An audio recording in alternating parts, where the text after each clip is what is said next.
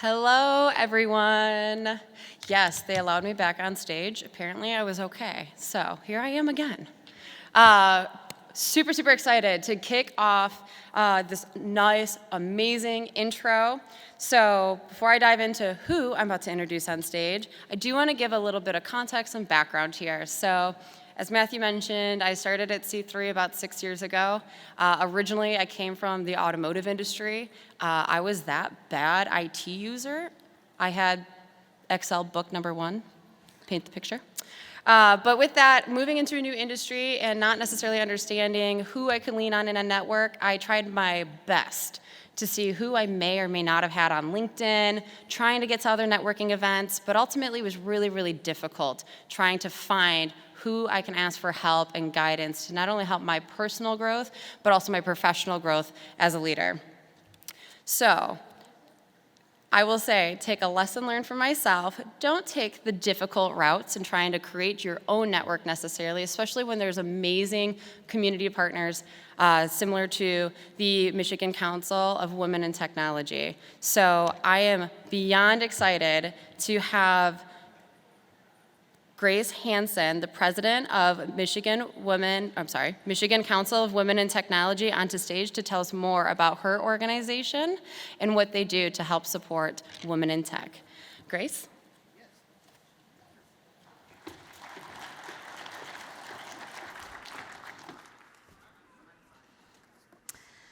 Thanks, everyone. It's great to be here. Boy, there's a lot of lights up here. You can see much better down there.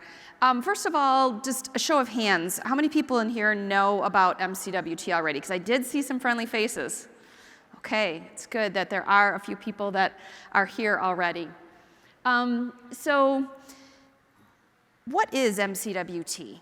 MCWT is, as you know, we just heard, it's a place where you can make connections, you can establish a network, but really the focus of our organization is to make Michigan the #1 state for girls and women in technology. And we do that by inspiring and growing girls and women, and we do that through a variety of programs. So I want to share just a little bit more about the organization with you today. So beyond networking, there's a lot of other options that are there for you.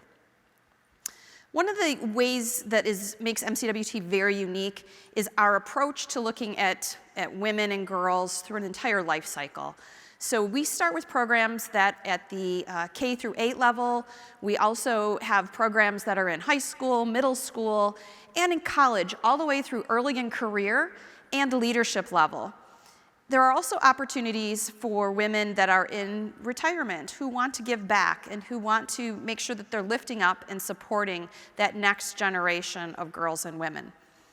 So the kind of programs that we have include networking, mentoring.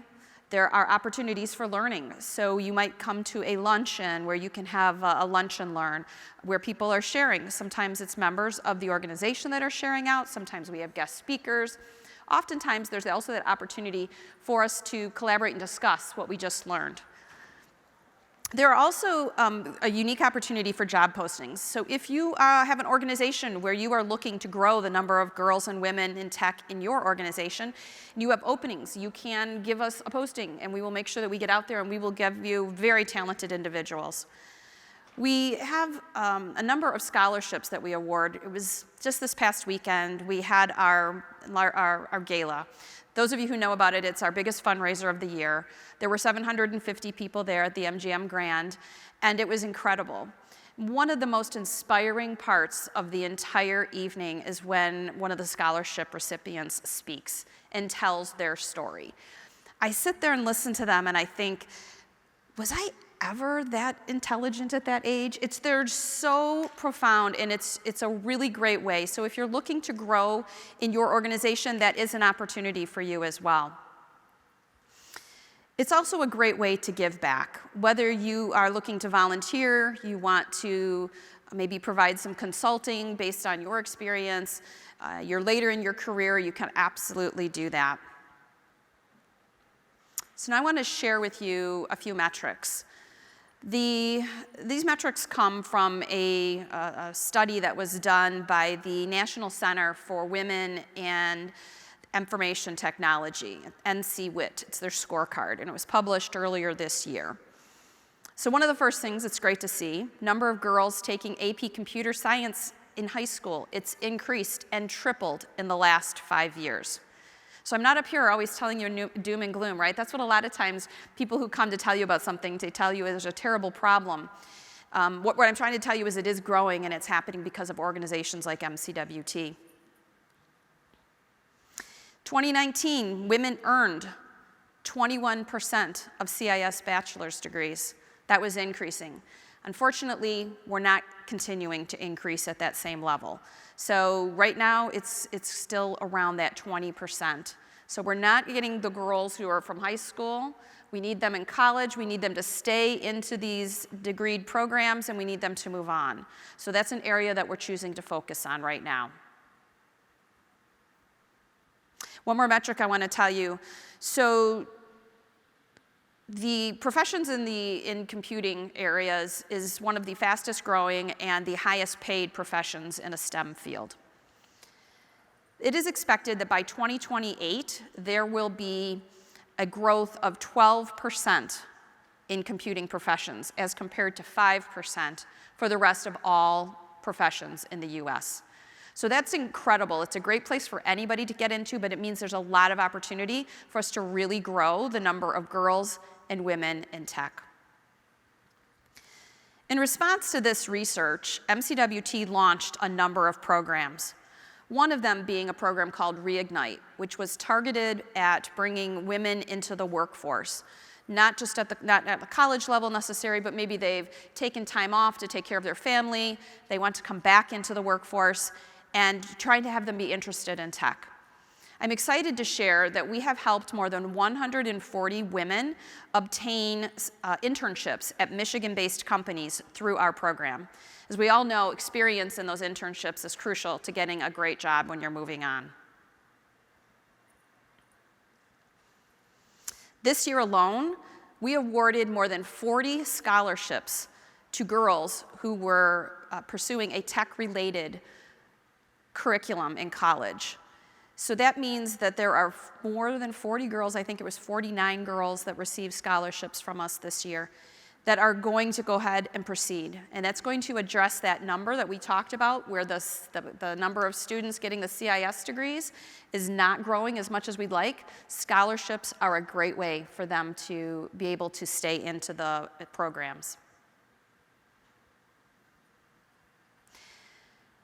The last thing I wanted to share with you today is about how you can get involved, because it's great for me to tell you things, but what I really want you to become part of this. So what can you do?